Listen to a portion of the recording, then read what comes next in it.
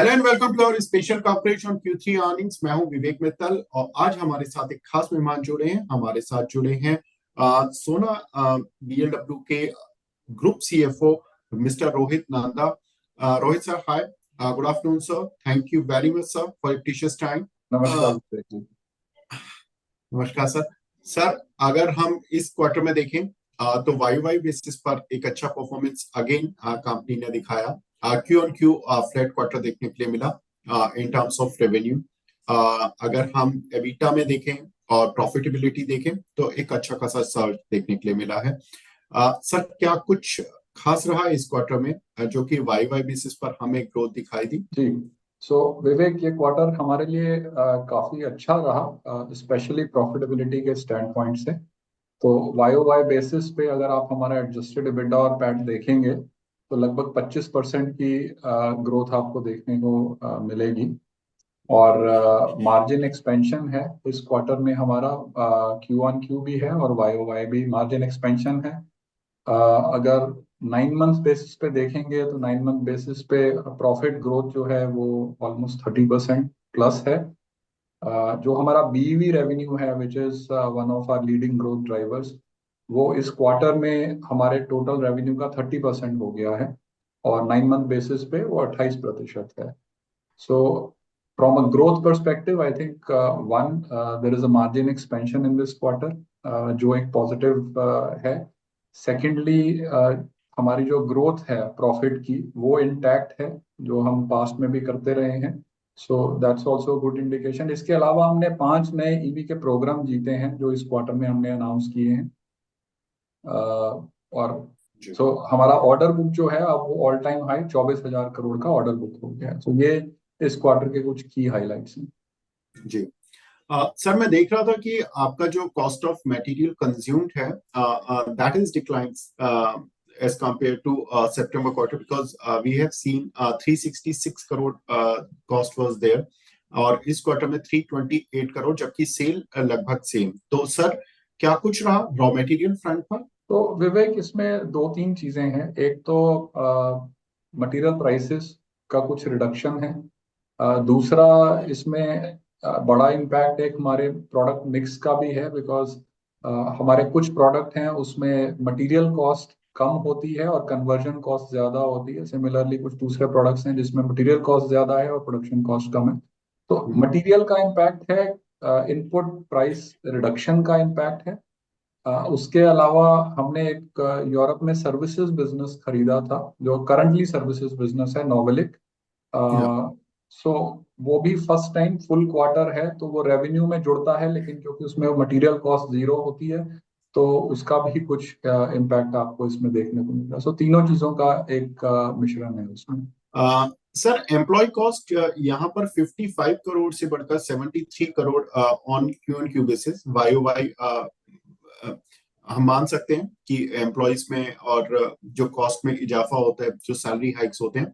Sir, Q में ये jump क्यों आया?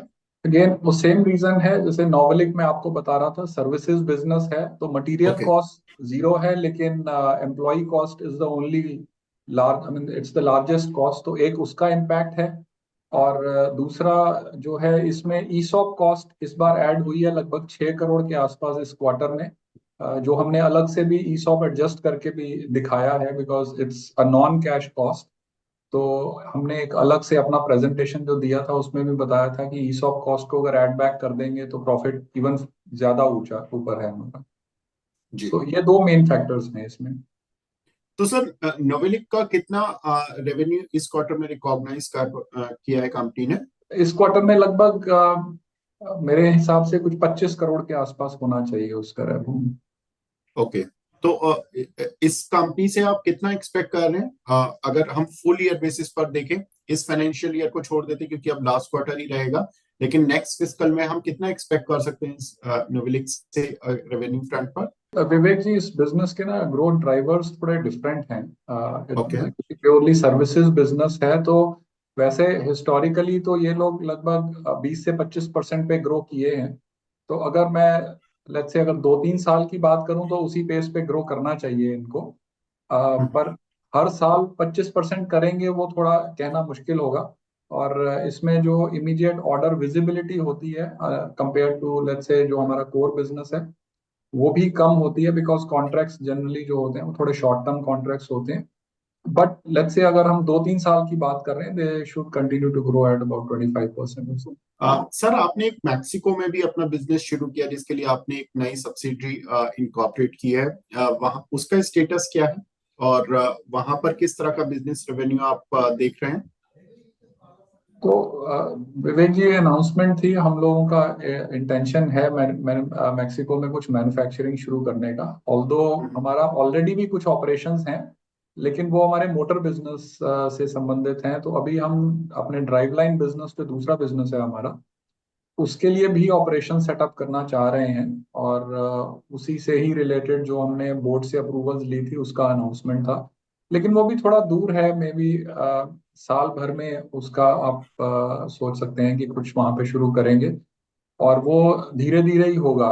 सो आप इसको, I think right way of looking at it would be कि आप ओवरऑल ग्लोबल ऑपरेशंस को ही एक मान के अगर देखें तो वो ज्यादा उचित तरीका रहेगा उसको देखने sir battery electric vehicle BEV business में आपकी ऑर्डर बुक कितनी है और आउट ऑफ दिस 24,000 करोड़, और इसमें किस तरह के प्रोस्पेक्ट्स देख रहे हैं आप? का। बीईवी हमारा मेन ग्रोथ ड्राइवर है, बिकॉज हम as a company strongly believe करते हैं that it's an irreversible trend.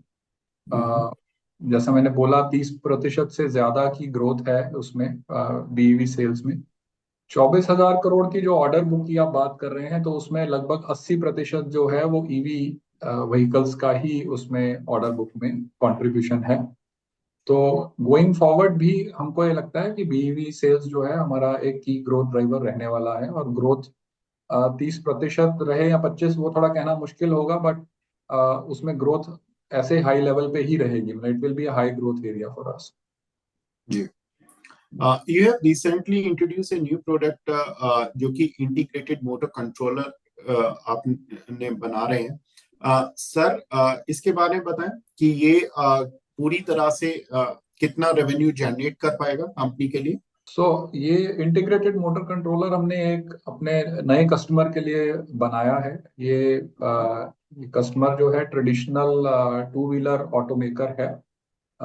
वो अपना एक इलेक्ट्रिक बाइक लॉन्च कर रहे हैं, जिसके लिए कि एक हमने प्रोडक्ट उनके साथ मिलके बनाया है। अ, ये दूसरे प्रोडक्ट्स जो अभी तक मार्केट में हम बेच रहे हैं और दूसरी कंपनीज बेच रही हैं उससे अलग इसलिए है, बिकॉज इसमें मोटर और कंट्रोलर जो है वो एक ही यूनिट में इंटीग्रेटेड है, जैसे उसके नाम भी आपको बता रहा है। और उसके अपने कई फायदे हैं। ये कॉम्पैक्ट है, इसमें वायरिंग कम है, एफिशिएंसी बढ़ जाती है, थर्मल एफिशिएंसी बेटर है। सो इसके काफी फायदे हैं। और एज अ कंपनी हमको ये लगता है कि गोइंग फॉरवर्ड ये हो सकता है कि इलेक्ट्रिक व्हीकल्स के लिए एक तरह से एक स्टैंडर्ड प्रोडक्ट भी बन जाए, कि ज्यादा से ज्यादा कंपनीज को इसके फायदे देखते हुए हो सकता है वो भी इसी प्रोडक्ट की तरफ मूव करें। अभी ये जो सिंगल ऑर्डर है, ये लगभग इसका वैल्यू जो है वो 350 करोड़ के लगभग है, पूरा लाइफ टाइम वैल्यू जो है इसका। Okay. तो हाँ, बट ये पहला ऑर्डर है इस पर्टिकुलर प्रोडक्ट के लिए। It's a new product for us. जी। जो नॉर्थ अमेरिका से जो सर आपको इलेक्ट्रिक कार्स के लिए ऑर्डर मिला है, अ, इसके बारे में बताएं सर। ये कितना बड़ा ऑर्डर है और कब तक ये एग्जीक्यूट करना है आपको? जी।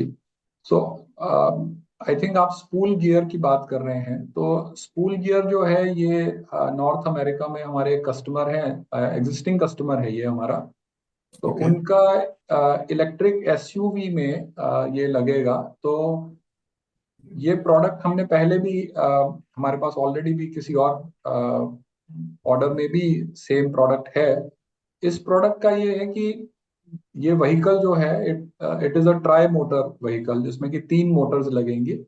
तो 2 मोटर जो है वो ऑन द व्हील लगती हैं। तो जब ऑन द व्हील और नियर व्हील लगती है तो उस टाइम आपको व्हील के ऊपर रिडक्शन की जरूरत होती है, उसके लिए ये प्रोडक्ट काम आता है। तो इसका टोटल ऑर्डर वैल्यू जो है वो 570 करोड़ का है। और हम इसका जो रेवेन्यू शुरुआत कर पाएंगे, दो विद अ स्मॉलर वॉल्यूम, वो इसी क्वार्टर से ही हमारा हो जाएगा, जो अभी चल रहा है क्वार्टर। सर 24,000 करोड़ की एक स्ट्रॉन्ग ऑर्डर बुक इस समय चल रही है। हालांकि कंपनी के लिए ऑनगोइंग प्रोसेस होगा, लेकिन कितने ऑर्डर्स आप एक्सपेक्ट कर रहे हैं इस फिजिकल एंड तक की, कितनी बड़ी ऑर्डर बुक आपकी होगी? विवेक, ये थोड़ा बताना मुश्किल होता है क्योंकि जो हमारे ऑर्डर विंस होते हैं वो जनरली इस तरह से नहीं होता कि हर क्वार्टर में एक जैसे आए, क्योंकि जो प्रोडक्ट्स हम बेचते हैं वो कस्टमर के साथ मिलके हम उनकी इंजीनियरिंग टीम के साथ डेवलप करते हैं। उसको 6 महीने से 1.5 साल लगता है प्रोडक्ट डेवलप करने में कस्टमर की रिक्वायरमेंट के हिसाब से। तो कई बार कई अप्रूवल्स इकट्ठी आ जाती हैं, जैसे इस क्वार्टर में 5 ऑर्डर्स इकट्ठे आ गए।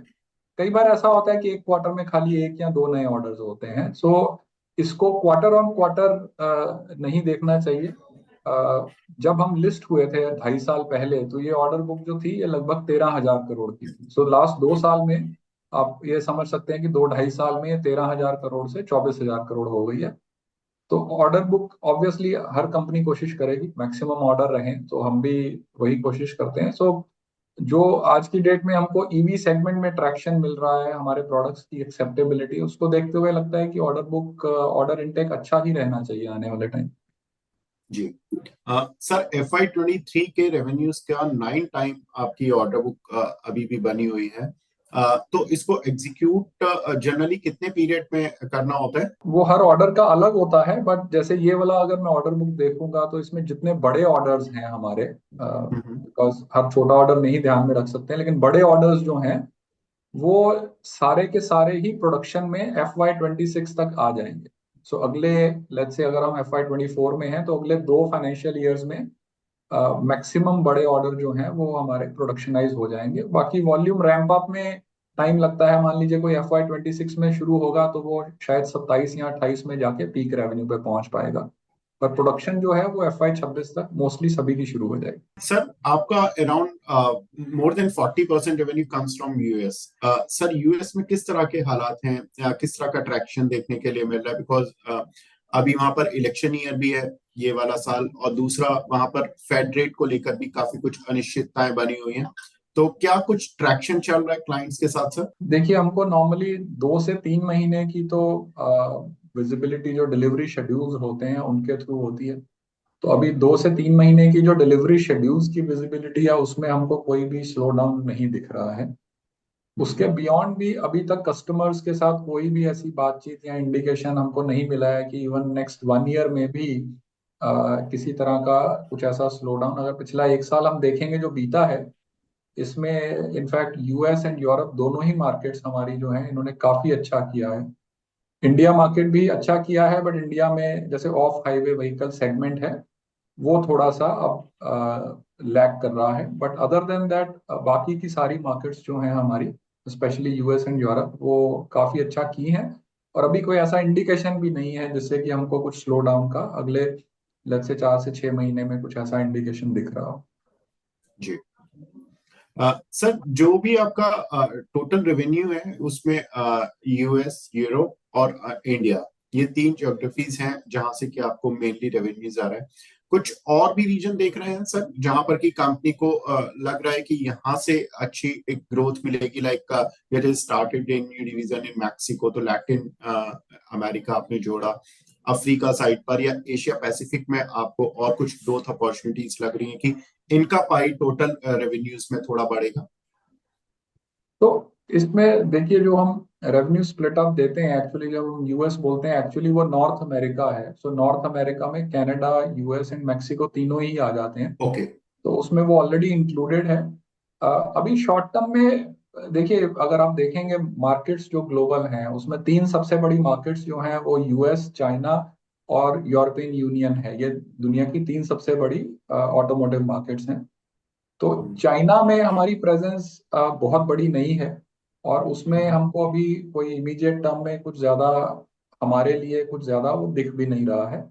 तो मेरे हिसाब से अगर 2-3 साल का विजिबिलिटी लेके चलेंगे तो आई थिंक यही तीनों मार्केट सबसे इंपॉर्टेंट बनी रहेंगी हमारे लिए। जी।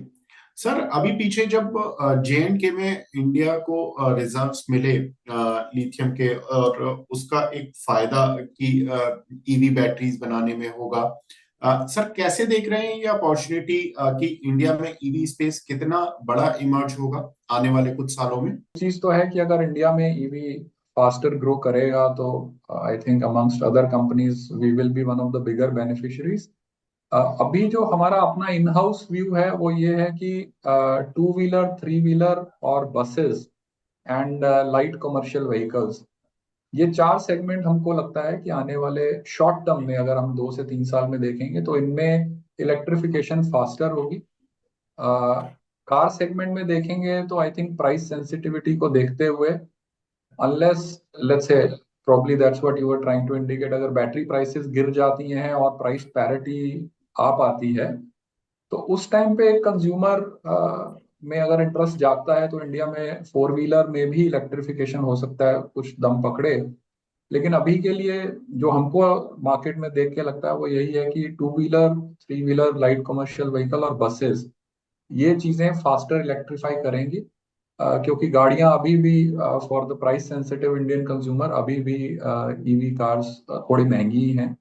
तो ग्रोथ हो रही है, बेस छोटा है, और हमको भी उसमें फायदा मिलता है, लेकिन हमको ऐसा लगता है कि वो थोड़ा मे बी स्लोअर ग्रोथ होगा compare to the segments I pointed out. Last question sir, आपका डेट टू इक्विटी रेशियो भी काफी छोटा है और बिल्कुल नेग्लिजिबल है। तो कंपनी की जो ग्रोथ रहेगी नेक्स्ट लेग, वो आप इनऑर्गेनिक रूट से ज्यादा देख रहे हैं या ऑर्गेनिक रूट से? देखिए, इमीडिएटली विजिबिलिटी तो ऑर्गेनिक की है, जो मैंने आपको बताया 24,000 करोड़ की है, बट हम लोग एक्विजिशन टारगेट्स भी देखते हैं। सिर्फ ये रहता है कि हम लोग एक्विजिशन के लिए टेक्नोलॉजी लेड एक्विजिशन करने में ज्यादा इंटरेस्टेड होते हैं, खाली रेवेन्यू ग्रोथ के लिए एक्विजिशन नहीं करना चाहते हैं। और प्लस हमारे जो मार्जिन्स हैं उसके हिसाब से भी, जो इवन मार्जिन्स के पॉइंट ऑफ व्यू से भी हम थोड़े सिलेक्टिव हैं कि कंपनीज जिनके पास अपनी कुछ टेक्नोलॉजी हो जिसकी वजह से कुछ डिफरेंशिएशन क्रिएट कर पाए कस्टमर के लिए, उस तरह की कंपनीज हम नॉर्मली देखना चाहते हैं। तो बहुत कंपनीज नहीं होती हैं ऐसी, तो मे बी वो थोड़ा स्लो बन रहेगा, but we will be acquisitive. तो जो हमको राइट टाइम पे राइट अपॉर्चुनिटी मिलेगा तो हम एक्विजिशन भी करेंगे। सर लास्ट क्वार्टर के लिए कुछ गाइडेंस है कंपनी की? नहीं विवेक, हम रेवेन्यू गाइडेंस नहीं देते हैं। जी। तो पास्ट में जो हमारी ग्रोथ रेट रही है, हमको ऐसा लगता है कि वो मेंटेनेबल होनी चाहिए इन द नियर फ्यूचर, इतना ही बता सकता हूँ। एंड ऑर्डर बुक जो है वो आपके सामने है, that should give you some indication.